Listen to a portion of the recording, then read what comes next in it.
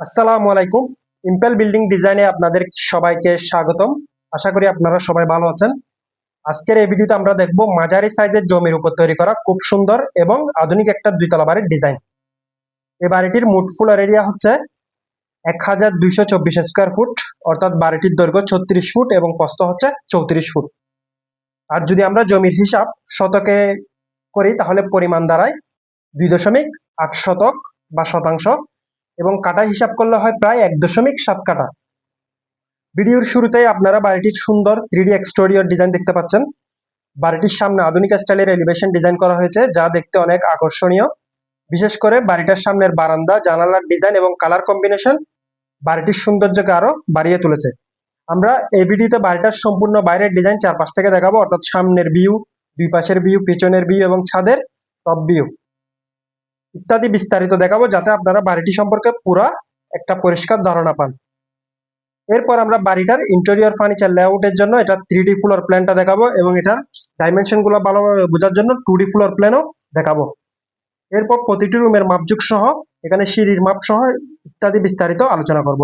সর্বশেষে বাড়িটির ডিজাইনে যেভাবে আছে ওইভাবে শুরু থেকে শেষ পর্যন্ত সম্পূর্ণ তৈরি করতে আনুমানিক কত টাকা খরচ হবে সেটার একটা ধারণা আপনাদের সাথে শেয়ার করব। তো আমরা বাড়িটার সুন্দর 3D এক্সটেরিয়র ডিজাইন দেখে নিলাম। এবার আমরা ধাপে ধাপে বাড়িটার ফ্লোর প্ল্যান এবং 3D ফ্লোর প্ল্যানটা বিস্তারিত দেখব। এর জন্য আমরা এটার ফ্লোর প্ল্যানে চলে যাচ্ছি। তো এটা হচ্ছে আমাদের দুইতলা বাড়িটার ফ্লোর প্ল্যান।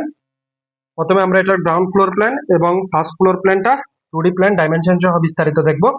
এরপরে আমাদের এই প্ল্যানগুলো বাস্তবে কিরকম হবে, অর্থাৎ আমাদের এই বাড়িটার গ্রাউন্ড ফ্লোরটা বাস্তবে কিরকম হবে এবং ফার্স্ট ফ্লোরটা কিরকম হবে সেটা আমরা 3D ফ্লোর প্ল্যানে দেখব।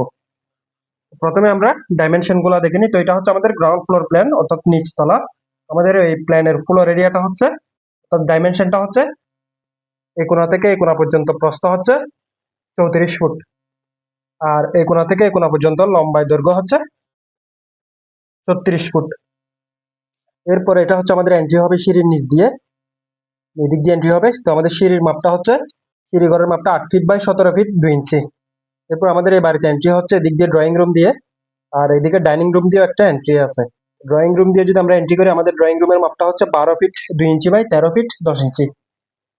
এরপর আমাদের এখানে একটা, আমরা এদিকে আসবো, এখানে আসলে এটা হচ্ছে ডাইনিং। ডাইনিংটা হচ্ছে 17 ফিট 6 ইঞ্চি বাই 9 ফিট 6 ইঞ্চি। তারপর এখানে আছে কিচেন। কিচেনের দরজা হচ্ছে এটা 7 ফিট 5 ইঞ্চি বাই 9 ফিট 6 ইঞ্চি। এটা হচ্ছে আমাদের কমন টয়লেট। দরজা হচ্ছে এটা 7 ফিট 5 ইঞ্চি বাই 4 ফিট 6 ইঞ্চি।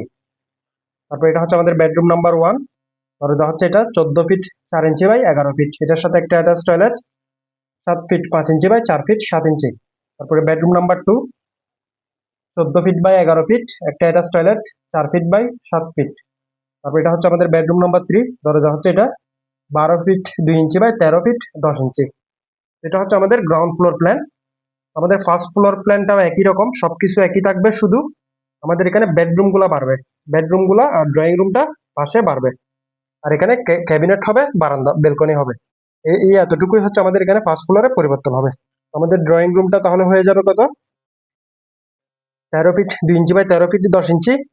এরপরে বেডরুম 1টা হয়ে যাবে একই রকম, অ্যাটাচ টয়লেটটা থাকবে 7 ফিট 5 ইঞ্চি বাই 4 ফিট 7 ইঞ্চি, কিন্তু বেডরুমটা পাশে বাড়বে 15 ফিট 4 ইঞ্চি বাই 11 ফিট।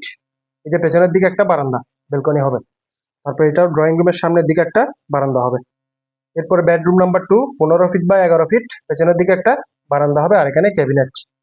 তারপর এটা হচ্ছে বেডরুম নাম্বার 3, সামনের দিকে একটা বারান্দা। বেডরুম নাম্বার 3টা হচ্ছে 13 ফিট 2 ইঞ্চি বাই 13 ফিট 10 ইঞ্চি।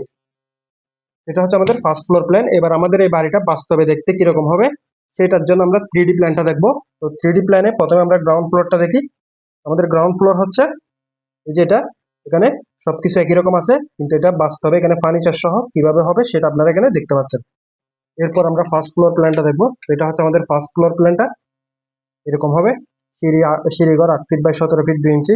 এরপরে ড্রয়িং, ডাইনিং, বেডরুম গুলো একই প্ল্যানে যেভাবে আছে ঠিক এভাবে, শুধু বাস্তবে দেখতে কিরকম হবে সেটা। বারান্দাগুলো আপনারা এখানে দেখতে পাচ্ছেন। তো এইবার আমরা আমাদের এই বাড়িটার ডিজাইনে যেভাবে আছে ওইভাবে তৈরি করলে আনুমানিক কত টাকা খরচ হবে সেই খরচের হিসাবটা দেখব। তো খরচের হিসাবটা বের করার জন্য প্রথমে আমরা ফ্লোর এরিয়াটা বের করব। আমাদের ফ্লোর এরিয়া হচ্ছে 34 ফুট বাই 36 ফুট, তাহলে গুণ করলে আসতেছে 1224 স্কোয়ার ফুট। তাহলে এখান থেকে আমরা ফাউন্ডেশন খরচটা বের করবো। আমাদের ফাউন্ডেশন খরচ যদি প্রতি স্কোয়ার ফিটে 500 টাকা করে খরচ হয়, তাহলে 1224 স্কোয়ার ফিটের জন্য আসতেছে 6,12,000 টাকা। এটা হচ্ছে আমাদের ফাউন্ডেশন খরচ। এরপর আমরা প্রতি একতলার খরচ বের করব। কাস্টিং কাজের খরচ, কলাম বিম ছাদের জন্য আমাদের আসতেছে 7,34,400 টাকা।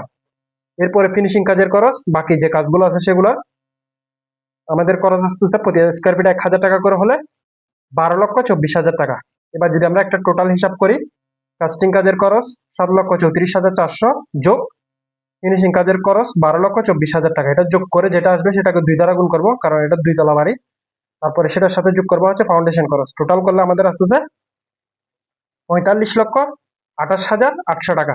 তাহলে আমাদের এই 2 তলা বাড়িটা ডিজাইনে যেভাবে আছে ওইভাবে যদি তৈরি করে আনুমানিক খরচ হবে 45,28,800 টাকা।